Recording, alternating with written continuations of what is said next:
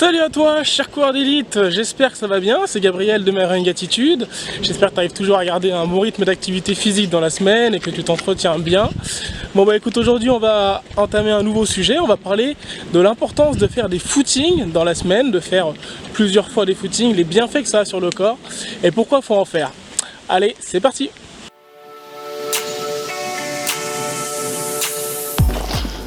Alors tout d'abord, moi je distingue deux phases d'entraînement en course à pied. Donc la première, c'est les séances de fractionné. C'est là qu'on va aller travailler donc, sur une piste d'athlée sa VMA, sa vitesse, son endurance. Et la deuxième phase d'entraînement, pour moi, ce sont donc les footings qui ont aussi toute une importance. Et c'est donc là qu'on va aller décrasser le corps après la séance de fractionné. Donc normalement, le but, ce n'est de ne pas se fatiguer pendant un footing. On n'est pas censé être essoufflé, être à bout de souffle. Donc pendant un footing, on est censé vraiment toujours rester en aisance respiratoire. Normalement, bon, je ne conseille pas de le faire, mais on est censé pouvoir parler pendant son footing.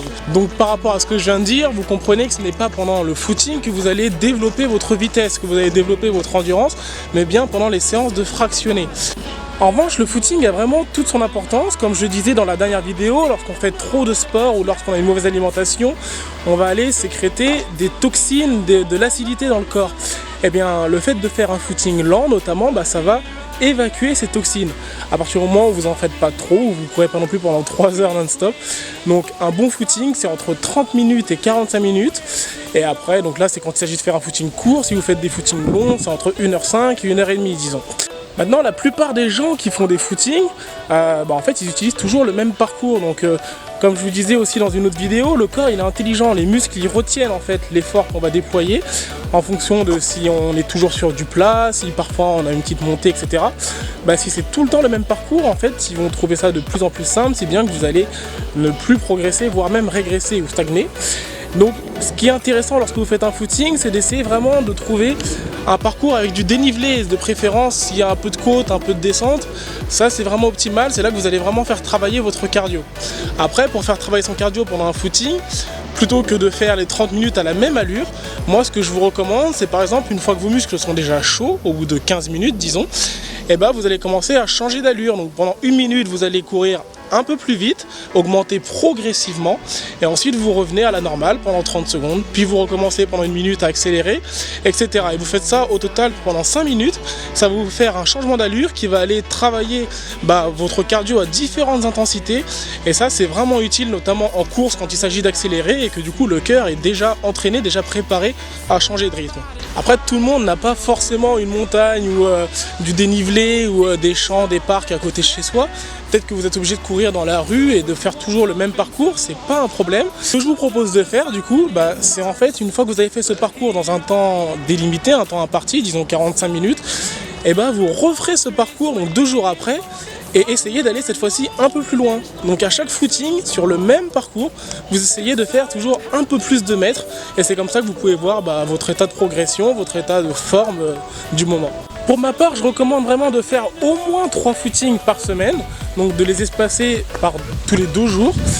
En fait, le footing, ça a quand même beaucoup de bienfaits. C'est notamment lors du footing que vous allez pouvoir travailler votre posture, donc votre dos, le mouvement de vos bras, vos épaules, et également l'impact au sol que vous allez avoir. Ce qu'il faut savoir, c'est qu'en fait, pendant les séances de fractionné, on va quand même plus vite. On a tendance à être aussi plus fatigué et du coup à plus forcément avoir les idées vraiment en place. Et donc souvent, notre posture ou l'impact au sol, on le néglige. Donc c'est pas très beau à voir. Pendant le footing, comme ça va plus doucement et qu'on a vraiment le temps de réfléchir, c'est le moment idéal en fait pour pouvoir justement travailler toutes ces postures, toutes les positions et d'essayer de corriger nos défauts pour qu'ensuite pendant les séances de fractionné ça puisse être plus propre à voir.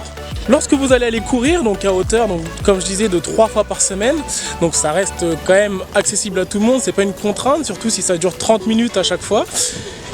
En fait, ça va devenir un plaisir. Donc en fait, votre corps va naturellement, grâce au footing, sécréter des hormones, donc notamment la dopamine ou la sérotonine.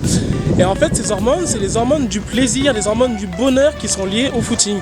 Donc normalement, même les gens qui au début n'aiment pas forcément courir, Eh bien, à force de le faire, à hauteur de 3 fois par semaine, et ben, ça va devenir vraiment un réel plaisir d'aller courir. Il y a encore d'autres hormones qui vont être sécrétées dues au footing. Il y a notamment l'endorphine, je pense que vous la connaissez toutes. Donc celle-ci, elle est liée au fait d'avoir une sensation d'antidouleur dans le corps. Et c'est vraiment très efficace, surtout quand on est déjà d'un âge avancé. Et bien, en fait, ça va venir lutter contre justement les douleurs musculaires, les douleurs par exemple liées à toute la dégénérescence des os, l'ostéoporose et autres.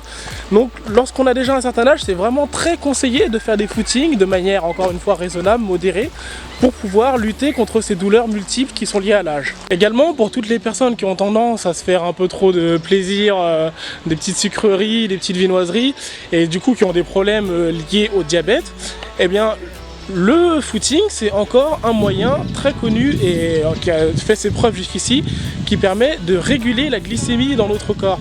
Donc plutôt que de prendre des cachets, souvenez-vous juste que courir rime avec guérir.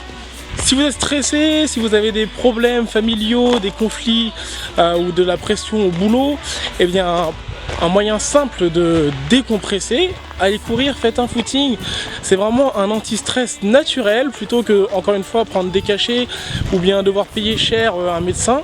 Eh bien, tout simplement, faites un footing. C'est un moyen qui permet vraiment de s'évader, de s'aérer l'esprit, de se poser, d'oublier tous les soucis qu'on a dans la vie.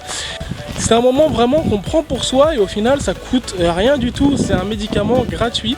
Donc juste faites un footing et ça vous fera le plus grand bien. Enfin, les personnes qui sont vraiment adeptes de la course à pied, qui font leur footing assez régulièrement, eh ben, elles ont vraiment tendance à avoir en fait une peau belle, une peau propre. En fait, c'est très simple, ça a vraiment un impact direct sur votre teint. Si bien qu'en fait, la course à pied, bon, ça vous fait pas non plus rajeunir, mais ça permet plutôt de mieux vieillir, puisque ça va venir en fait directement agir sur votre derme, en fait, sur l'élasticité de votre peau, et donc on va avoir l'impression que vous faites plus jeune.